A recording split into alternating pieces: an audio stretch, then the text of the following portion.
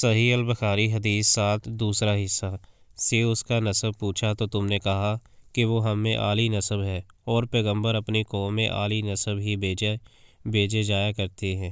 میں نے تم سے پوچھا کہ دعوی نبوت کی یہ بات تمہارے اندر اس سے پہلے کسی اور نے بھی کہی تھی، تو تم نے جواب دیا کہ نہیں۔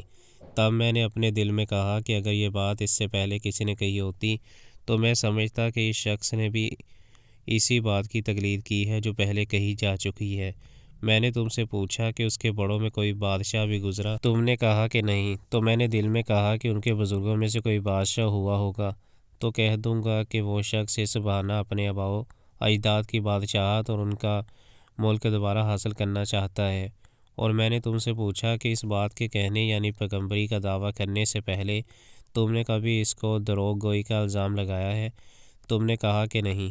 تو میں نے سمجھ لیا کہ جو شخص آدمیوں کے ساتھ دروغ گوئی سے بچے وہ اللہ کے بارے میں کیسے جھوٹی بات کہہ سکتا ہے۔ اور میں نے تم سے پوچھا کہ بڑے لوگ اس کے پیرو ہوتے ہیں یا کمزور آدمی؟ تم نے کہا کمزوروں نے اس کی اتباع کی ہے۔ تو دراصل یہی لوگ پیغمبروں کے متبعین ہوتے ہیں۔ اور میں نے تم سے پوچھا کہ اس کے ساتھی بڑھ رہے ہیں یا کم ہو رہے ہیں؟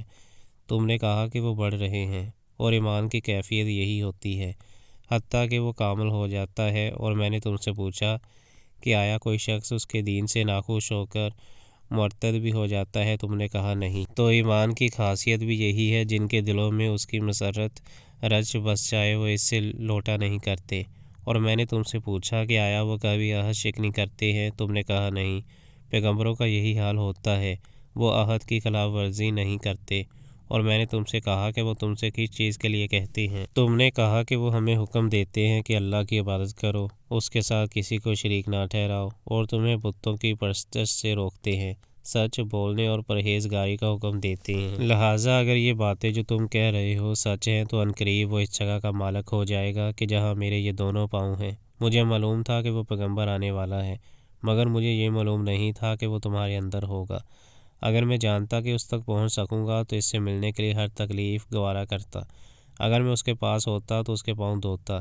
ہرقل نے رسول اللہ صلی اللہ علیہ وآلہ وسلم وہ خط منگایا جو آپ نے وحیہ قلبی رضی اللہ عنہ کے ذریعے حاکم بصرہ کے پاس بھیجا تھا، اور اس نے وہ ہرقل کے پاس بھیج دیا تھا۔ پھر اس کو پڑھا تو اس میں لکھا تھا، اللہ کے نام کے ساتھ جو نہایت مہربان اور رحم والا ہے۔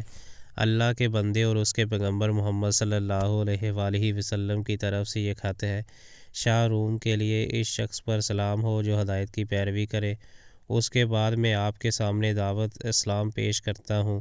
اگر آپ اسلام لے آئیں گے تو دین و دنیا میں سلامتی نصیب ہوگی، اللہ آپ کو دوہرا ثواب دے گا، اور اگر آپ میری دعوت سے روگردانی کریں گے تو آپ کی ریا کا گناہ بھی آپ ہی پر ہوگا۔ اور اے اہل کتاب، ایک ایسی بات پر آ جاؤ جو ہمارے اور تمہارے درمیان یکساں ہے، وہ یہ کہ ہم اللہ کے سوا کسی کی عبادت نہ کریں اور کسی کو اس کا شریک نہ ٹھہرائیں، اور نہ ہم میں سے کوئی کسی کا خدا کے سوا اپنا رب بنائے۔